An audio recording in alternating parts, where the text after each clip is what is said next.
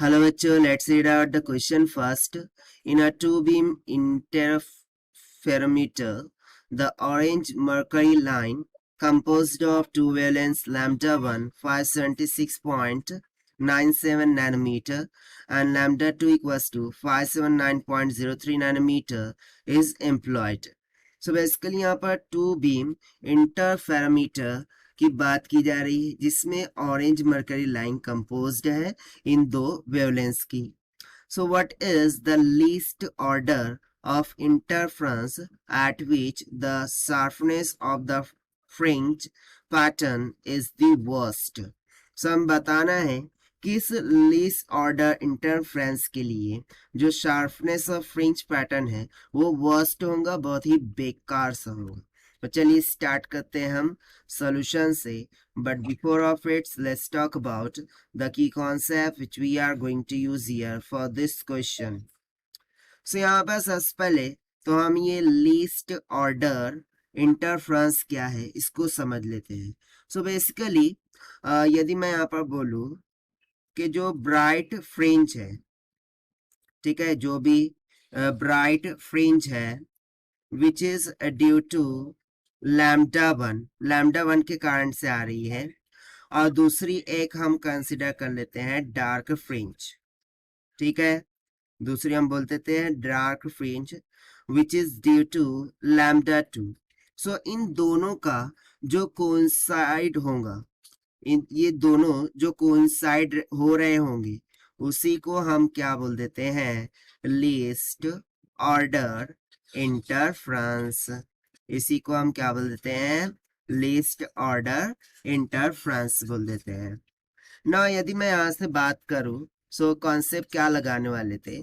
सो जो dark fringe के लिए पार्ट डिफरेंस होता है, ठीक है, डार्क फ्रिंज के लिए पार्ट डिफरेंस होता है उसको हम डेल बोलते हैं. सो ये इक्वल हो जाएगा n इंटू लैम्डा 1 के इक्वल.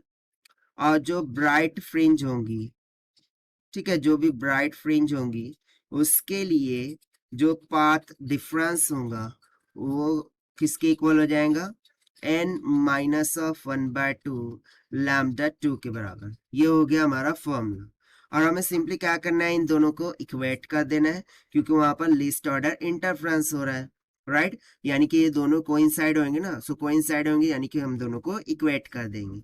सो उसके पहले मैं सबसे पहले तो यहाँ पर कंसिडर कर लेते हैं कि लैम्डा 1 को हम मानेंगे लैम्डा के बराबर, और जो डेल लैम्डा है उसको हम मानेंगे लैम्डा 1 माइनस लैम्डा 2 यानी कि difference of this two wavelength के बराबर.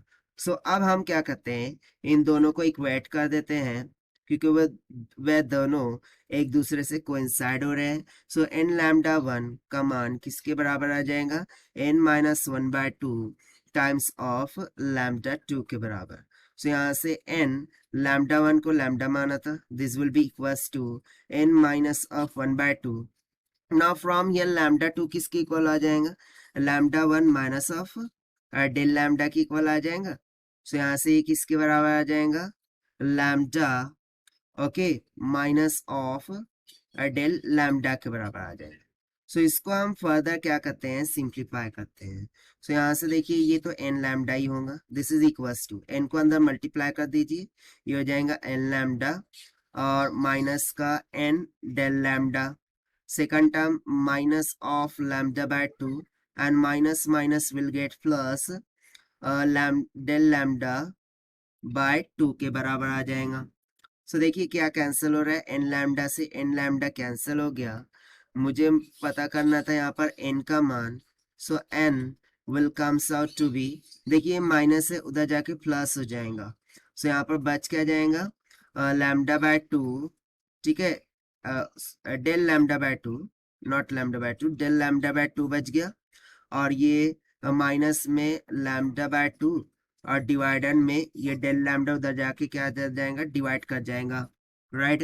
सो जब हम इसको सिंप्लीफाई एंड सॉल्व करते हैं सो यहाँ से हमें क्या मिल जाएगा, n का मान निकल के आ जाएगा, this will comes out to be lambda by 2 times of del lambda के इक्वल. सो बेसिकली यहाँ पर चेकआउट कर लेते हैं, डेल लैम्डा से डेल लैम्डा कैंसिल हो गया, 2 डेल लैम्डा.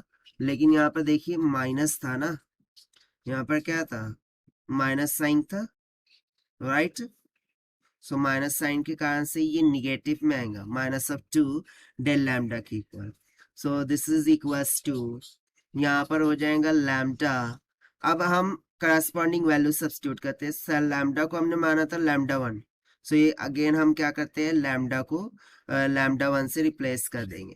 और डेल लैम्डा का मान क्या था, λ1 माइनस λ2, सो हो जाएगा माइनस का 2 in bracket λ1 minus λ2, so this will be equals to λ1 divided by minus को अंदर मल्टीप्लाई कर देंगे, ये हो जाएगा 2 इंटू λ2 माइनस का λ1 के बराबर। so यहाँ से n का मान कितना निकल के आ जाएगा, सो λ1 उसकी वैल्यू हमें कितनी दे रखी थी, 576.97 नैनोमीटर के बराबर, डिवाइडेड में 2 इन ब्रैकेट λ2 की वैल्यू हमें गिवन थी 579.03 माइनस ऑफ 576.97, और ये भी बाहर मैंने उनकी यूनिट को कॉमन कर लिया।